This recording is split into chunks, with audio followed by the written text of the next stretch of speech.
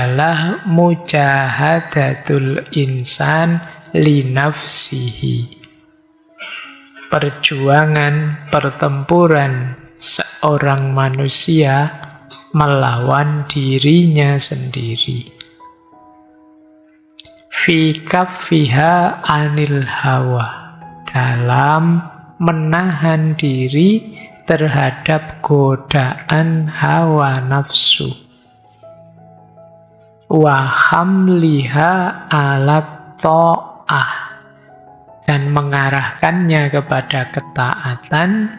Wa tazkiyatiha bil fadha'il, dan membersihkannya dengan berbagai hal yang utama.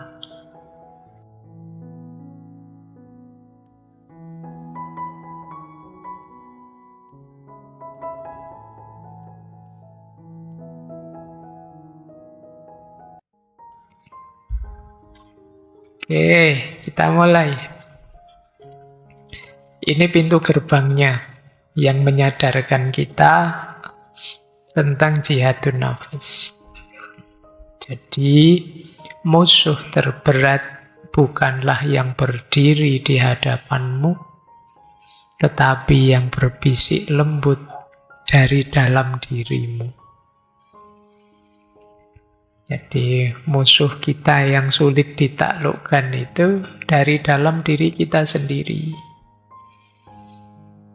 Kadang-kadang orang menyebutnya ego kita sendiri.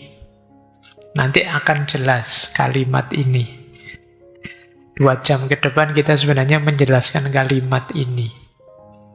Bagaimana musuh terberat itu, yang itu tidak di luar diri, tetapi di dalam diri kita. Yuk, bismillah. Kita masuk ke sini dulu. Sejak tadi terberat-terberat. Kenapa sih kok ini disebut terberat? Apa tidak lebih berat perang melawan Amerika misalnya? Apa perang melawan Israel? Gitu. Kok yang ini? Ya, ada alasannya. Kenapa sih melawan diri kita itu terberat? Kan ada itu satu riwayat yang disebut hadis, meskipun banyak yang menyebutnya lemah. Ketika pulang dari perang Badar, Rasulullah menyebut di salah satu hadis bahwa kita ini pulang dari perang kecil menuju perang besar. Jadi jihad asghar sudah terlewatkan, menuju perang yang jauh lebih besar. Padahal saat itu yang disebut perang kecil itu ya sekitar 300-an orang melawan ribuan orang. Menang, itu bisa dibayangkan capek, lelah, dan korbannya. Itu pun oleh Rasulullah disebut perang atau jihad kecil saja. Setelah itu akan ada jihad yang lebih akbar, yaitu perang melawan diri kita sendiri. Kenapa disebut paling berat? Yang pertama, karena musuhnya tidak kelihatan. Kalau musuh di luar diri gampang kelihatan. Tapi musuhnya tidak kelihatan, bahkan ternyata musuhnya itu menyamar jadi diri kita sendiri. Suara-suara dari dalam itu kan rasanya diri kita sendiri. Misalnya kita marah. Nah, terus diri kita bisiki, ya memang harus marah ini demi kebenaran. Itu kan nyamar sebagai diri kita untuk membenarkan hari yang jelek. Sombong misalnya, nah, terus kamu pakai dalil lu, saya harus sombong pak, sombong pada orang sombong itu sedekah misalnya, kayak gitu loh. Dan itu kamu pilih sendiri, padahal aslinya ya kamu memang sombong, kamu memang itu. Tapi terus kamu cari alasan, akhirnya apa ya? Kamu nganggap sombongmu itu benar. Kalah kalian sama dirimu sendiri. Ya. Wong yo padune pamer, riak, apa-apa dipamerkan di medsos. Waktu ditanya, Mas, mbok yo jangan riak gitu, jangan pamer. Ini bukan riak, Pak. Ini tahadus bin nikmah. Ini saya sedang mengabarkan nikmat yang dianugerahkan pada Allah ini, Pak. Ini bukan riak. Gitu. Sebenarnya dalam hatimu tahu, sebenarnya kamu ingin pamer, ingin dipuji orang. Tapi kamu kalah. Akalmu kamu suruh kerja membenarkan dirimu yang salah. Ini beratnya tarung melawan diri kita sendiri itu. Apalagi yang sudah belajar filsafat, yang sudah lama ikut ngaji filsafat, itu biasanya daya ngeyelnya meningkat. Jadi sekian derajat wis ngeyel, kamu merasa wis ngerti filsafat, terus jawab terus. Nanti kalau sudah kepepet mentok, biasanya senjata terakhirnya, kita kan manusia, Pak, bukan malaikat. Nanti gitu mesti. Jadi itu beratnya melawan dirimu. Musuhnya dirimu sendiri, dia nyamar jadi dirimu. Dan setiap orang tentu saja merasa, aku itu benar, aku itu baik. Aku kalau ada jeleknya ya terpaksa, ada alasannya. Nah, itu hampir kita semua begitu. Tidak ada orang itu yang secara sadar menganggap aku itu jelek, itu juara.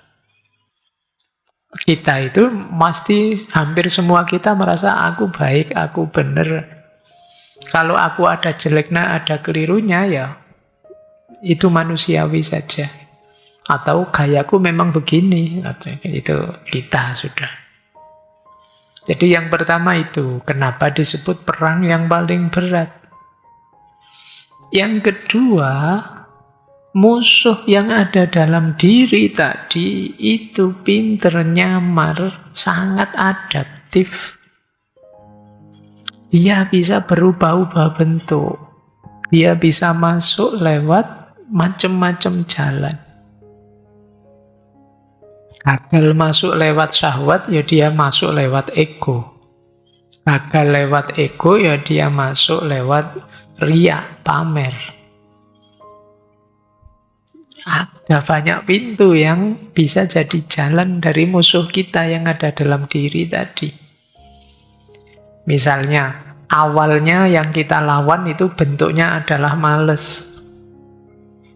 Begitu males kita taklukkan, mungkin kita berhadapan dengan musuh yang baru, yaitu bosan. Bosan kita taklukkan, kita berhadapan dengan musuh yang baru, yaitu pamrih selain Allah. Pamrih kita taklukkan, kita gemilang sudah lillahi ta'ala. Muncul musuh baru, rasa bangga, ujub, sombong. Jadi levelingnya banyak. Musuh kita itu adaptif.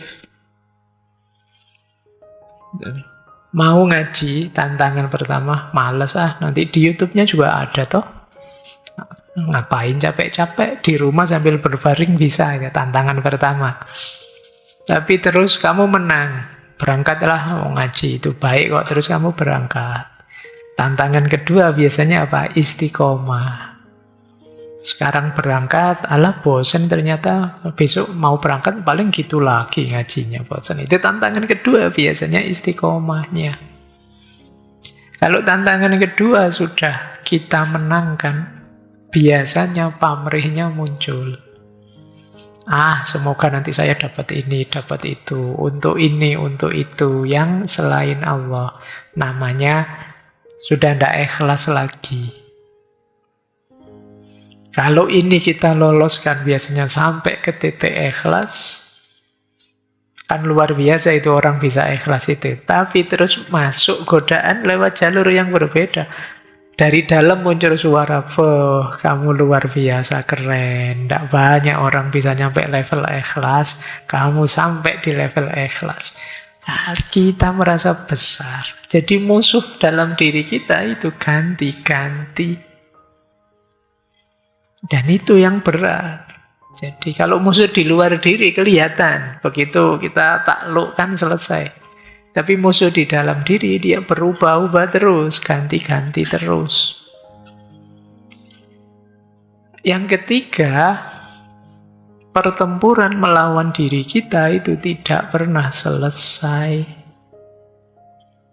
Hari ini Pak, saya berhasil menaklukkan marah. Apa terus besok tidak mungkin marah lagi? Tidak, besok masih bisa marah lagi. Harus perang lagi.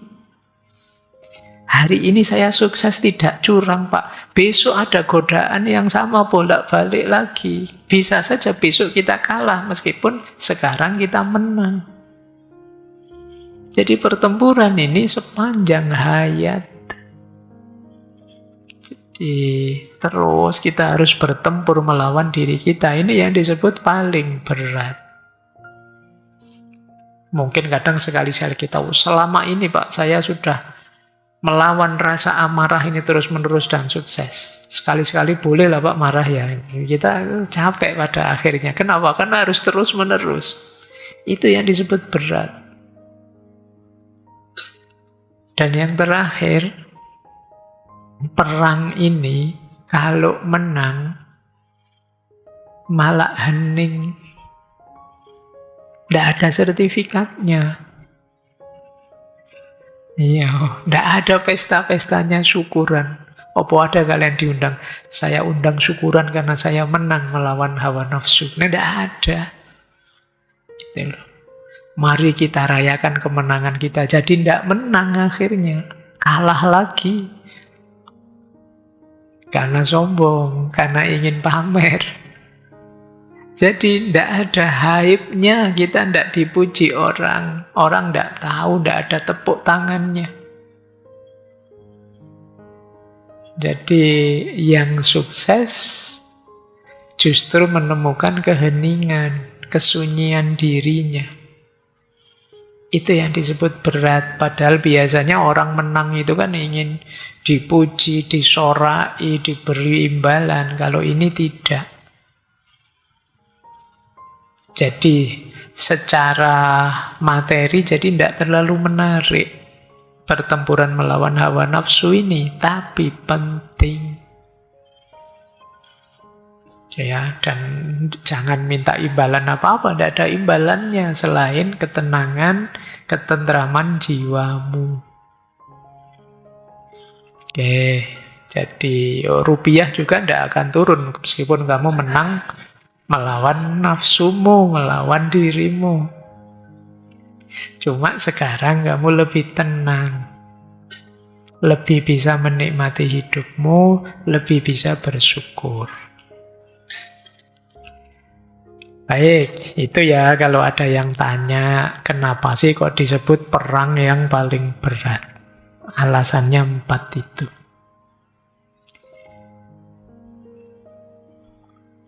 Saya awali dari sini ya, nih, biar kayak belajar beneran kuliah. Diawali dari definisi. Kalau mengikuti definisinya para ulama banyak. Kita ambil yang umum saja ya, yang sering dipakai. Apa sih jihadun nafs? Jihadun nafsi huwa mujahadatul insan li nafsihi fi kaffiha anil hawa wa hamliha ala ta'ah wa tazkiyatiha bil fadha'il. Nah, kalau kayak gini kita seperti ngaji beneran. Jihadun nafsi huwa mujahadatul insan li nafsihi fi kaffiha anil hawa wa hamliha ala ta'ah wa tazkiyatiha bil fadha'il.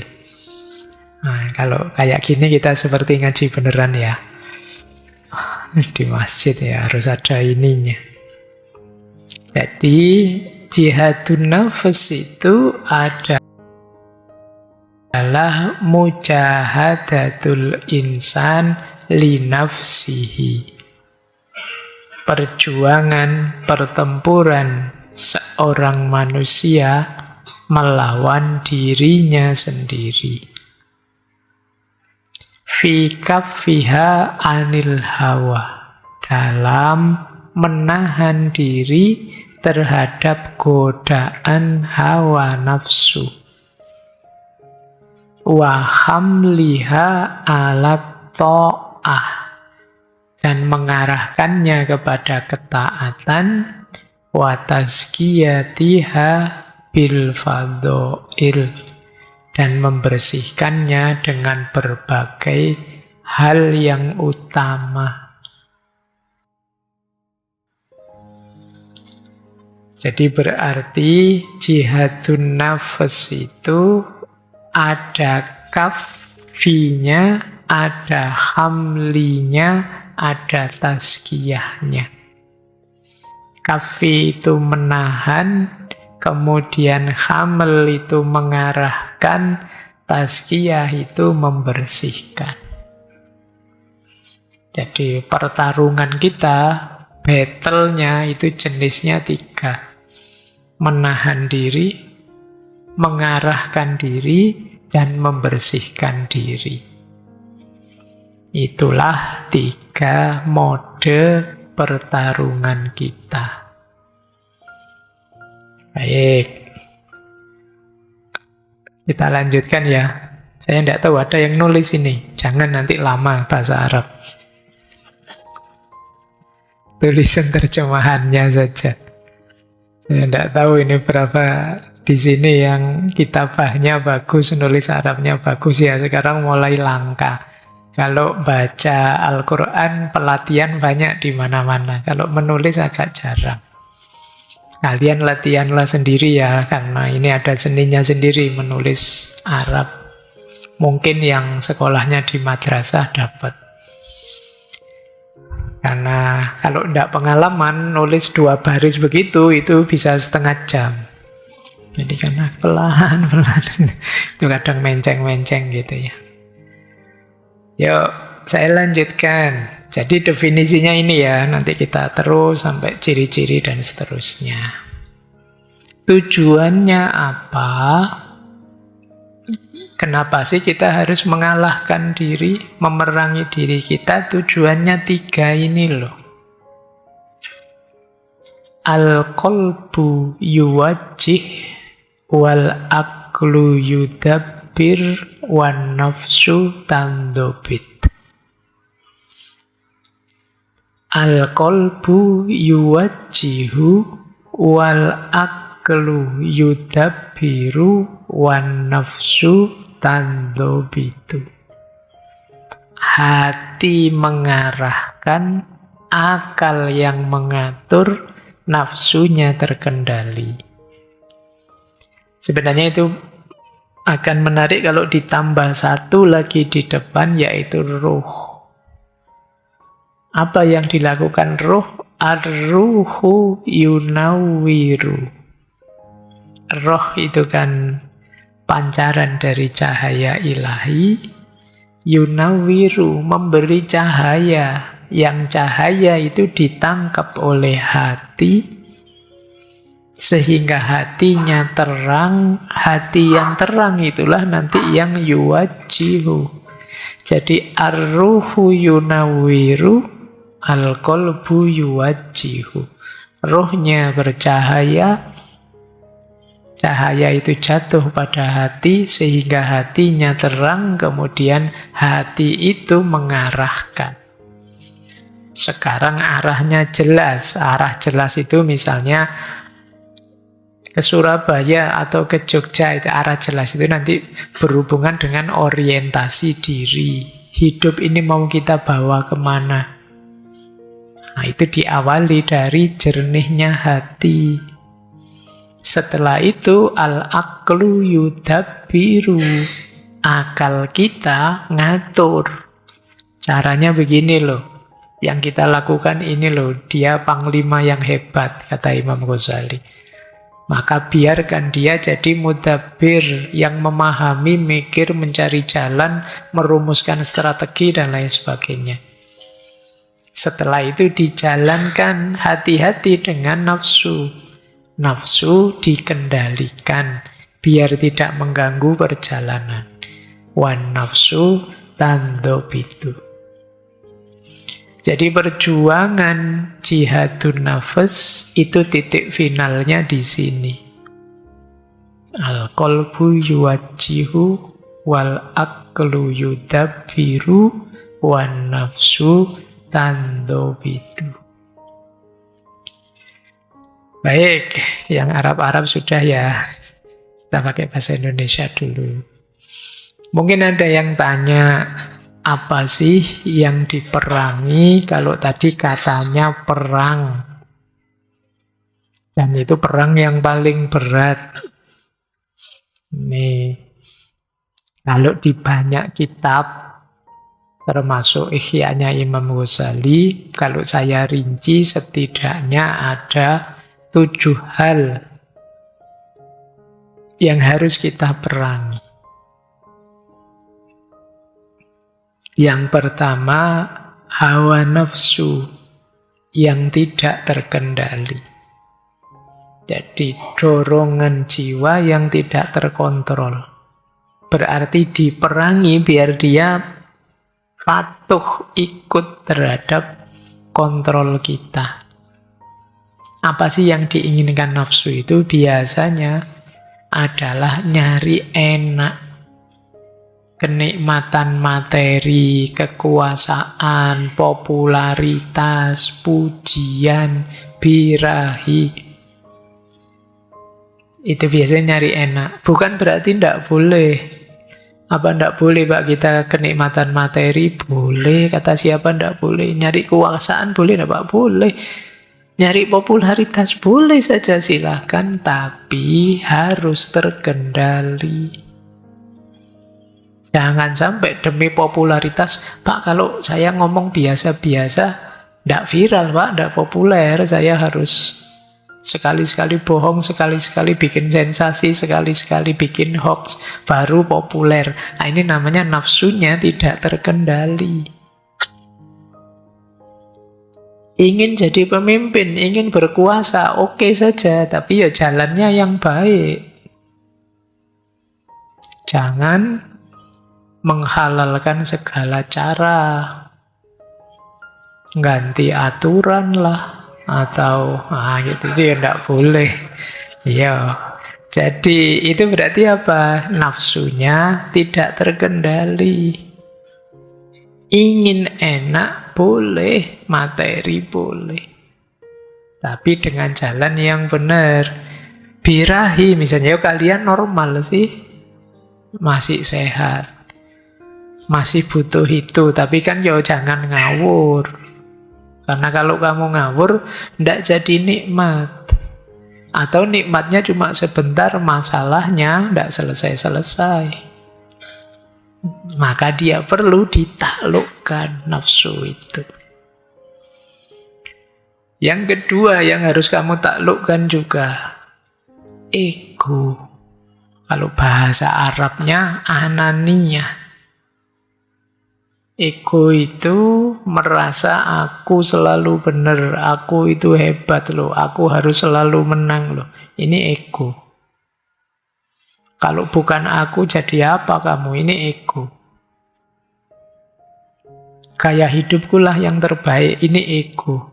Orang lain pikirannya begitu semua, lihat aku ini khas, beda dong dengan yang lain. Ini ego. Yang lain menafsirkannya begitu-begitu. Alah, itu pikiran biasa kalau begitu. Saya loh pikirannya luar biasa. Meskipun nanti ketika orang baca, alah ya kayak gitu saja podo wae. Tapi kita merasa hebat. Itu ego. Cirinya orang egonya besar, kalau dikritik menyala. Ya bahasa Indonesia ini kobong kan menyala ya. Terbakar kok menyala. Jadi kalau dikritik kobong, marah dia. Jadi kenapa sih orang dikritik kok marah? Mungkin dia nganggap dirinya harus selalu benar. Dan itu ego. Orang yang merasa dirinya selalu benar itu orang yang tidak berkembang pasti. Kenapa? Ya dia tidak akan belajar lagi, tidak akan memperbaiki diri. Wong dia merasa sudah benar. Dia akan mandek, hidupnya selesai. Ini ego. Hati-hati siapapun dengan jebakan ego. Hidup itu memang agak nyeni. Yo kalian melenyapkan ego sama sekali ya jangan, nanti kamu jadi orang minder, merasa kecil, tidak percaya diri. Tapi terlalu besar egomu, masalah. Jadi makanya kayak seni, kamu harus pinter memainkannya. Yang ketiga, serakah. Manusia itu biasanya tidak ngerti berhenti. Kalau sudah enak, kalau sudah nyaman, kalau sudah kuasa, itu berarti mandeknya susah. Ingin terus, ingin terus. Kalau dalam Al-Quran kan disindir, alhaakumut takasur hatta zurtumul maqabir. Jadi kamu ingin terus-terusan nambah sampai mati. Kalau ini tidak direm, jangan dikira enak itu yang kamu lipat gandakan sebanyak mungkin akan tetap enak. Ada banyak enak yang terus jadi bencana. Minum manis itu enak, tapi kalau kamu terus-terusan manis, siap-siap. Mungkin kamu masih muda sudah harus suntik insulin kamu. Ini kamu tidak ngerti ngeremnya. Itu nama lain dari serakah. Kemudian emosi yang merusak itu juga harus diperangi. Marah, benci, iri, dengki, dendam. Jadi wajar saja kadang-kadang mampir di kita kemarahan, kadang-kadang mampir di kita rasa iri, kadang-kadang kecil ada rasa dengki, benci dengan seseorang. Atau kita habis disakiti terus dendam. Itu wajar, tapi kita harus bisa mengelolanya dengan baik sehingga tidak sampai kadar merusak. Marah wajar sih, kita kadang kalau diusilin orang marah kita. Tapi kan pastikan kita tetap terkendali. Makanya ada, dulu kita pernah ngaji kecerdasan emosional. Kecerdasan emosi itu bukan kok orang terus tidak pernah marah.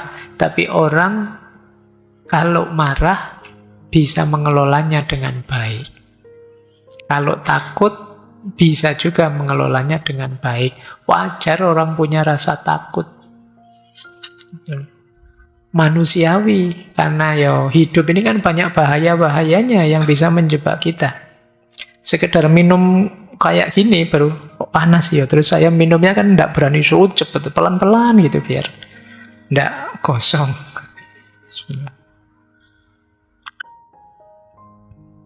Jadi emosi kita semoga tidak sampai ke level merusak. Terus lagi, ini mungkin banyak yang punya penyakit ini.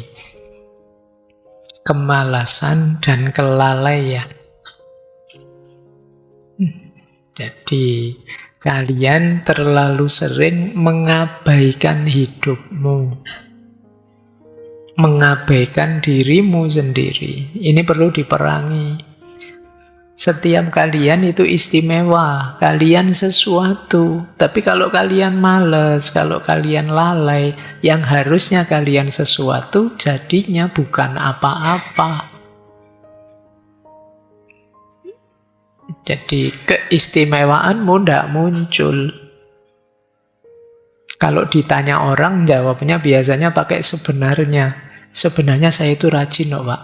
Sebenarnya saya itu pinter kok Pak. Sebenarnya saya itu tekun kok Pak. Ada sebenarnya itu biasanya yang faktanya kebalikannya.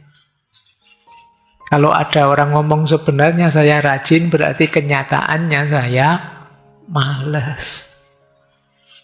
Sebenarnya saya itu tekun Pak. Berarti kemarin-kemarin faktanya kamu malas. Dan itu yang harus kamu perangi. Makanya kalau saya ditanya, Pak Faiz gimana caranya untuk tidak malas? Ya jangan malas. Wong kamu tahu males itu jelek, ya jangan dilakukan malesnya. Nggak perlu tips apa-apa. Kalau dipakai tips nanti kamu tergantung pada tipsnya. Yang penting jangan males, itu aja sudah. Kamu tahu itu keliru. Jadi ini bagian dari jihadun nafas. Kemudian perlu juga diperangi ketakutan-ketakutan yang tidak proporsional. Takut kehilangan harta, takut tidak diakui, takut statusmu berubah, takut kehilangan kenyamanan, dan lain sebagainya. Terus sampai kamu rela mengorbankan nilai, mengorbankan prinsip, melupakan tujuan hidupmu. Nah, itu takut namanya. Contoh ketakutan yang saya sering temui kalau di kampus, di kelas, itu biasanya banyak mahasiswa yang datang pertama duduknya di belakang. Kenapa begitu? Takut Pak nanti kalau sama dosennya ditanya macam-macam. Takut Pak nanti kalau saya ngantuk ketahuan. Tapi dengan duduk di belakang, dia mengorbankan lebih paham, lebih dekat dengan dosennya, lebih masuk materinya. Nah, ini berarti apa? Tidak proporsional, eman-eman. Mbok kamu duduk di depan, suaranya dosenmu lebih jelas. Kalau kamu tanya lebih kelihatan. Nah, ini namanya ketakutan yang tidak proporsional. Maka perangi itu. Kalau kamu serba takut, biasanya orang takut itu mikirnya macam-macam. Mau berangkat ngaji, mikirnya banyak. Nanti kalau hujan gimana? Nanti kalau di sana ketemu orang yang tidak saya sukai gimana? Nanti kalau di sana tempat duduknya tidak enak, tidak ada sandarannya gimana? Nanti kalau pikirannya banyak, tinggal berangkat saja, kalau tidak cocok ya balik lagi, kan gitu aja. Tapi kita sering overthinking, muter-muter tidak jelas. Jadi perangi itu. Dan yang terakhir, niat yang tidak ikhlas. Itu juga harus kita perangi. Kita sering melakukan kebaikan demi pujian untuk pamrih tertentu. Akhirnya apa? Ketika pamrihnya tidak ditemui atau pamrihnya sudah ditemui, amalnya terus jadi banyak berkurang. Nah, ini berarti niatnya tidak ikhlas. Ini juga diperangi. Dulu pernah kita bahas satu sesi penuh tentang apa itu ikhlas. Baik, jadi kalau ada yang tanya, Pak, jihadun nafas itu jihad melawan siapa? Melawan diri kita sendiri. Apa yang kita lawan dari diri kita?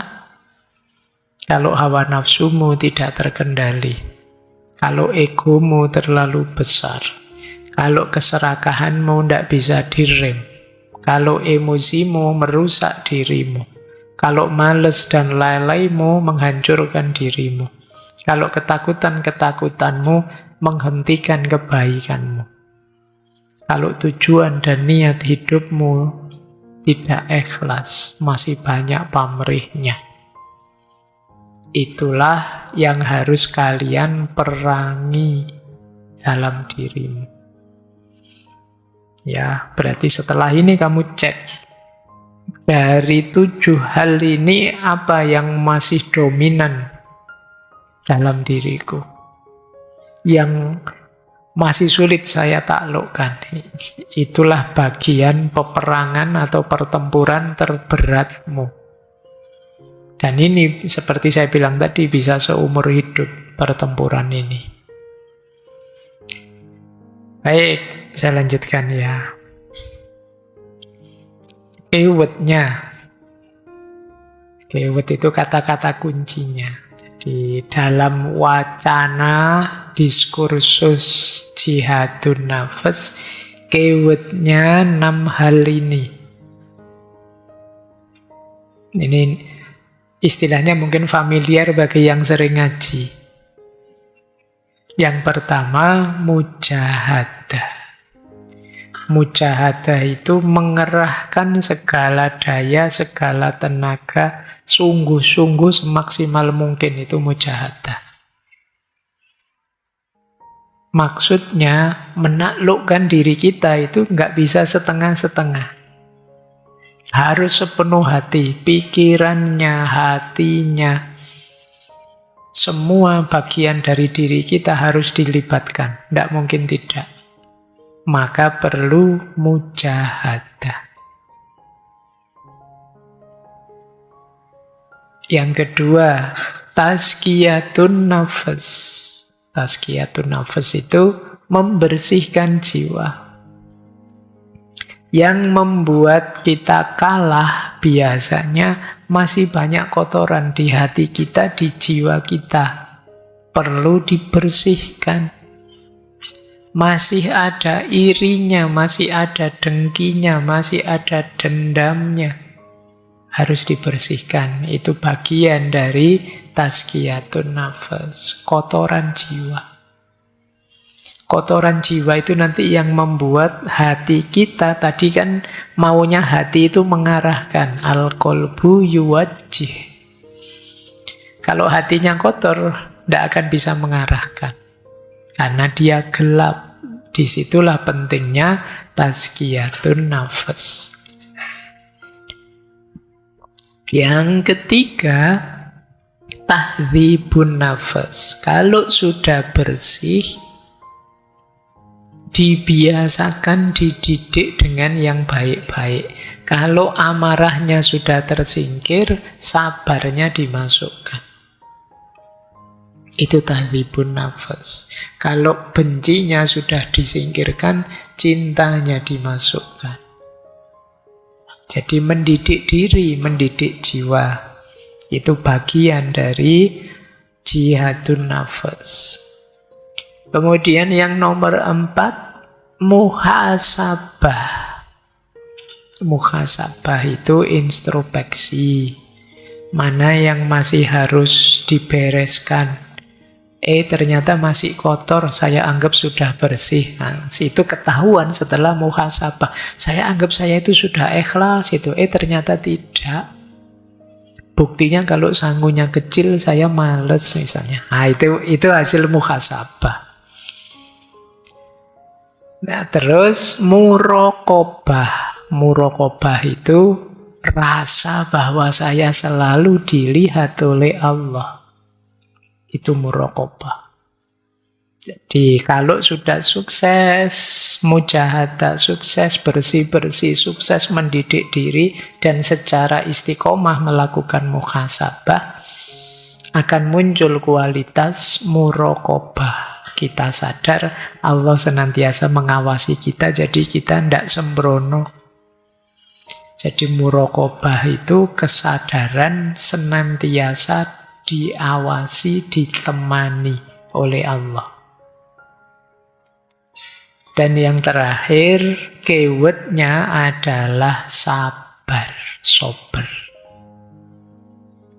Boleh nanti kalau yang ini kalian paham maksudnya, detailnya cari di ngaji filsafat. Dulu pernah ada satu sesi tentang sabar. Baik, itu tadi pengantar ya teman-teman. Untuk jihadun nafas, detailnya kalian cari di kitab-kitab banyak. Saya ingin masuk ke ranah jihadun nafas yang berbeda malam hari ini. Coba kita akan melihat arena-arena pertempuran dalam diri kita. Nanti kalau ada waktunya, kita lanjutkan ke arena pertempuran di era digital ini yang berhubungan dengan jihadun nafas. Sekarang kita lihat pertempuran-pertempuran yang terjadi dalam diri kita, yang mungkin kita tidak sadar. Jadi diri kita itu sebenarnya medan pertempuran yang riuh sekali, ramai sekali. Coba kita lihat ya, arena pertama, saya ambilkan teorinya Freud, psikoanalisis. Pertempuran pertama dalam diri kita terjadi antara id, ego, dan super ego. Id itu dorongan, insting, hasrat, nafsu, libido, agresi, ingin enak saja, itu id. Kalau super ego itu biasanya ideal, moral, agama, norma-norma, hidup sosial, itu super ego. Jadi yang satu sangat idealistik, yang satu itu hasrat, nafsu, ingin senang, pleasure. Yang tengah ada ego. Ego itu penengahnya, dia realistis. Melihat kenyataan sesuai adanya. Kalau ego ini dikuasai oleh id saja, kalian akan hidup mungkin seperti binatang, kasarnya begitu. Hanya mengikuti dorongan-dorongan jiwamu saja. Jadi manusia itu kan kalau dibiarkan tanpa aturan, tanpa ideal, itu kan mesti cenderung nyari enaknya sendiri. Kalian tahu mungkin secara teori sholat itu menenangkan, luar biasa perintahnya Allah, itu dari super ego. Bayangkan kalau itu dihapus, terserah kamu lah, mau sholat boleh, mau tidak sholat juga boleh. Tetap saya yakin kamu akan milih tidak sholat. Nah, jadi manusia kalau dibiarkan dikuasai id, egonya kalah oleh id, dia mungkin mirip-mirip binatang. Tapi tentu saja kalau manusia terlalu dikuasai super egonya, hidupnya jadi tidak realistis. Terlalu ideal. Nah, ini pertarungan dalam diri kita. Contohnya sederhana ya, situ saya contohkan. Kalau kita dihina orang, itu mesti, bales dong. Bales juga menyakiti dia lah. Kok enak kita disakiti? Saya harus menyakiti dia juga. Dan hasrat dalam diri kita begitu. Nanti super ego baru teriak, orang baik tidak boleh marah dong. Kita itu harus sabar. Itu super ego. Tapi terus ego kita yang marah sih, ya memang saya tahu rasanya pahit ini, marah ini saya. Tapi kan juga bukan berarti saya ngeresponnya ngawur saja. Nah, ini ego mulai mengendalikan. Jadi dalam diri kita itu selalu secara konstan terjadi pertarungan antar tiga aspek ini. Ini teorinya Freud.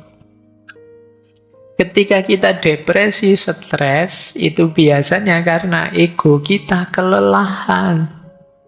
Ego kita capek mengendalikan dorongan dari id, memenuhi tuntutannya super ego, dan menghadapi realitas dunia yang dinamis, berubah-ubah. Terus kita jadi stres, konflik batin, cemas, emosi naik turun.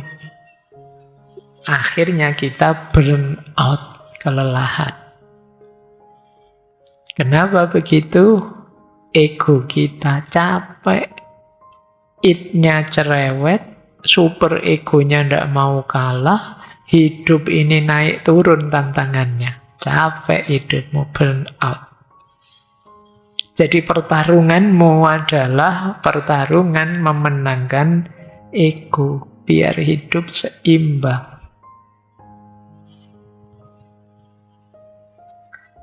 Baik.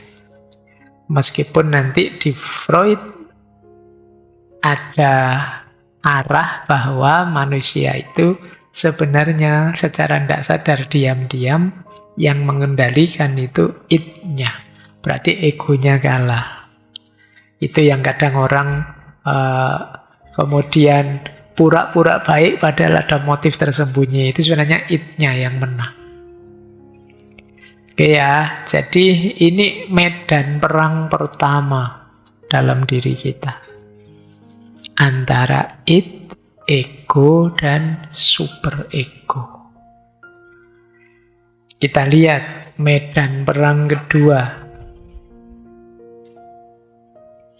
Pertempuran antara kebiasaan dan pengendalian. Ini kita ambil dari teorinya Skinner dan Pavlov ya. Ini teman-teman psikologi akrab dengan nama-nama ini. Alirannya namanya behaviorisme. Apa sih pertarungan yang terjadi dalam cara pandang behavioris ini? Jadi hidup kita itu biasanya, kata behaviorisme bertindak bukan karena kita sadar, tapi karena kita biasanya begitu. Kita hanya mengulang saja, seperti behavior sebelumnya. Kenapa kalian ngaji malam hari ini? Mungkin sebagian besar jawabannya, ya karena selama ini saya ngaji, Pak. Kuliah juga begitu, dan lain sebagainya. Nah, pola umum dalam hidup kita itu biasanya ada stimulus, ada respon, ada reward atau punishment. Jadi ini menjelaskannya panjang, saya kasih contoh saja ya. Misalnya, buka medsos. Kita buka medsos itu ada stimulus. Stimulus itu pemicunya, pendorongnya. Misalnya, kita buka medsos WA karena ada notifikasi. Saya tidak tahu notifikasimu pakai lagu apa. Ada notifikasi kan terus kamu buka, kamu respon. Responmu apa? Buka HP, buka WA. Dari situ kamu merasa senang, merasa gembira, merasa diperhatikan. Otakmu lalu belajar, kalau ada bunyi, ayo buka HP, karena dari situ kegembiraan muncul.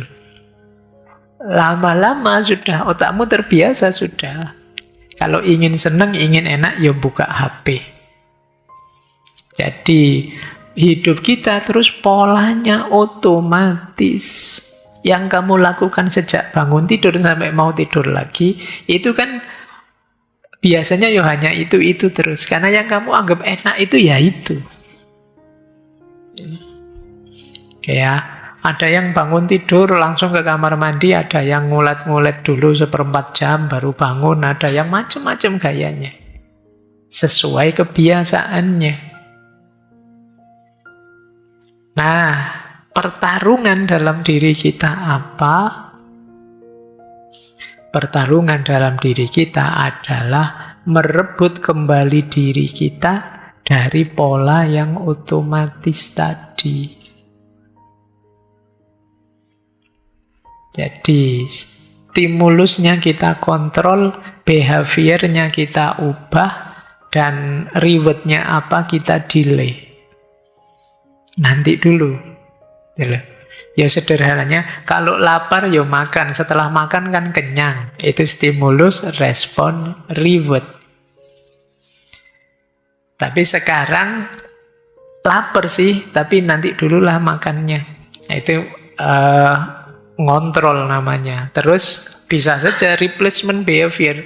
Karena sekarang puasa, sebenarnya lapar sih, tapi tidak usah makan lah. Ngapain dulu ngaji atau apa misalnya. Dan delayed gratification. Senangnya nanti dulu, makannya nanti maghrib saja.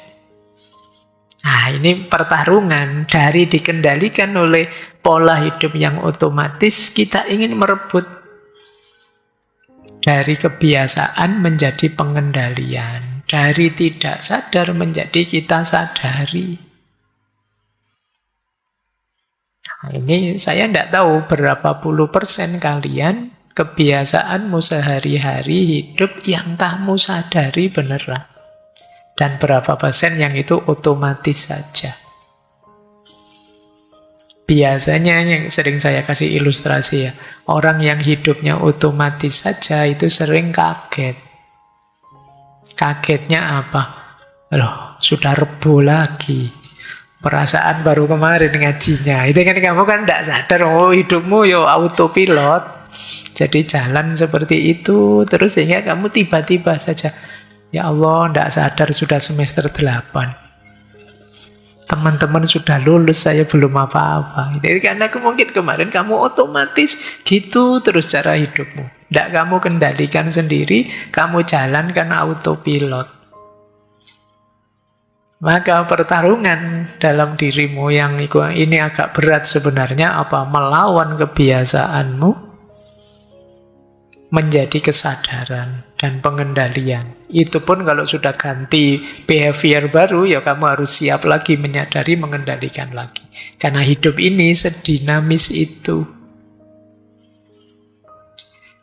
Oke ya, pertarungan kedua. Ternyata memang berat-berat pertarungan dalam dirimu itu. Kita lanjutkan. Ada teori yang lain. Kalau ini teorinya namanya cognitive psychology. Kalau tadi yang otomatis perilakunya, ini ada lagi yang otomatis pikirannya. Ada pikiran yang otomatis yang harus kita lawan dengan kesadaran yang reflektif. Jadi ini penjelasannya begini, kita itu biasa, hidup ini kan tergantung makna yang kita berikan. Dan makna itu biasanya sudah kita rekam secara otomatis. Jadi kita itu senantiasa menafsir, dan tafsir kita itu biasanya kita patenkan, kita bekukan. Ya termasuk kalau begini salah, kalau begitu baru benar. Seperti ini salah, seperti itu baru benar. Itu otak kita sudah kita patenkan sendiri dengan itu. Kita membentuknya begitu. Maka melihat apa saja mengikuti pikiran tafsir kita tadi. Ada kejadian apa, otak kita langsung memaknai secara otomatis tadi. Terus muncul emosi, terus muncul perilaku. Contohnya ya, saya kasih contoh saja. Misalnya, kita sudah WA sejak jam 8 pagi. Ini sampai jam 8 malam dia tidak bales-bales. Tafsir, kita mesti nafsir kan itu.